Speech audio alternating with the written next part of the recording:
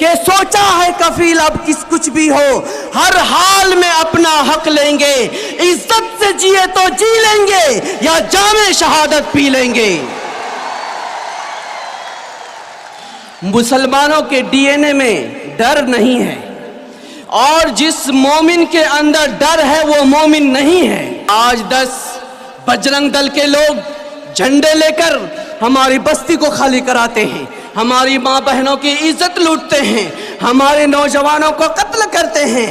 آج ہمیں اس بات کی ضرورت ہے کہ آپ اپنے بچیوں کو اور نوجوانوں کو، بوڑھوں کو اور بڑوں کو یہ سکھائیں کہ اگر کوئی تم کو مارنے آتا ہے، تم ظلم کرنے نہیں جانا، تم کسی کے اوپر ہاتھ نہیں اٹھانا، لیکن اگر تمہارے پاس کوئی مارنے کے لیے آئے تو وہ زندہ واپس نہیں جانا چاہیے۔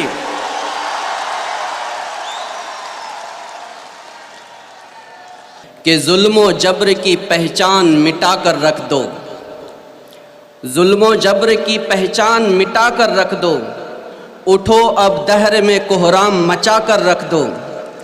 ہمیں جو خشک تنکا سمجھنے کی بھول کرتے ہیں، ہمیں جو خشک تنکا سمجھنے کی بھول کرتے ہیں، ان دشمن ملک دی کو کھلیان جلا کر رکھ دو۔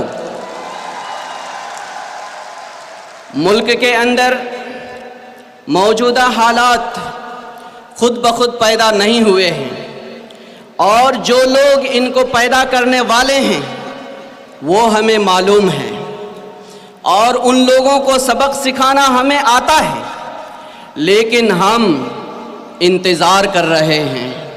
ہم ان سے یہ کہنا چاہتے ہیں کہ زمانہ جب کبھی بارود کی بوچھار بنتا ہے، ہمارا حوصلہ فولاد کی دیوار بنتا ہے، اور تمہارا ظلم کافی ہے ہمیں بیدار کرنے کو۔ جو لوہا ضرب سہتا ہے وہی تلوار بنتا ہے۔ ہمارے جذبات کا اور زیادہ امتحان مت لو، قانون، آئین، ملک اور قوم کے ساتھ کھلواڑ بند کرو۔ یہ کھلواڑ اور زیادہ دن تک چلنے والا نہیں ہے۔ آل انڈیا امامز کونسل جو پورے ملک کی 17 ریاستوں کے اندر 25,000 سے زیادہ علماء اور ائمہ کرام کو لے کر ملک اور قوم اور خاص طور سے مسلم امت کی تقویت کے لیے کام کر رہی ہے، یہ آج پوری احساس ذمہ داری کے ساتھ اعلان کرتی ہے کہ پاپولر فرنٹ آف انڈیا اس طرح کا جو بھی مشن لے کر آگے بڑھے گا، آل انڈیا امامز کونسل اس کے قدم سے قدم ملا کر کھڑی رہے گی۔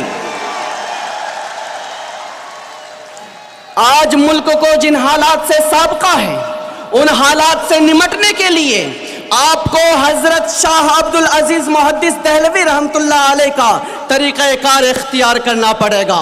انہوں نے انگریزوں کے خلاف جب مہم چھیڑی تو انہوں نے اکیلے پورے ہندوستان کا دورہ کیا، علماء کرام، ائمہ کرام کے رگوں کے اندر انگریزوں کے خلاف جہاد کی روح پھونکی۔ اس روح کو پھر سے جگانے کی ضرورت ہے، اور یہ ہمارے ماں بہنوں کو، بچوں اور نوجوانوں کو، بوڑھوں اور بڑوں کو سب کو یہ بتانے کی ضرورت ہے۔ صحابہ کرام کو جب یہ اطلاع ملی تھی کہ قیصر و کسریٰ اور مشرک اور قبائلی، یہود اور نصارہ سب ایک ہو چکے ہیں، تو وہ کہتے تھے حسبنا اللہ و نعم الوکیل۔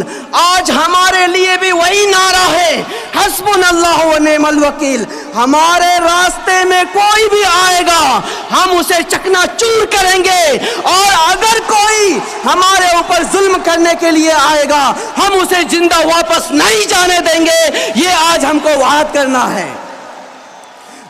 باطل سے دبنے والے اے آسماں نہیں ہم، باطل سے دبنے والے اے آسماں نہیں ہم، 100 بار کر چکا ہے تو نے امتحان ہمارا، یہ امتحان ہم پھر سے دینے کے لیے تیار ہیں۔ آج جو موجودہ حالات ہیں اس میں سب سے خطرناک حالت یہ ہے کہ موجودہ RSS اور BJP کی ملی بھگت حکومت یہ چاہتی ہے کہ مسلمانوں کو مسلمان نہ رہنے دیا جائے۔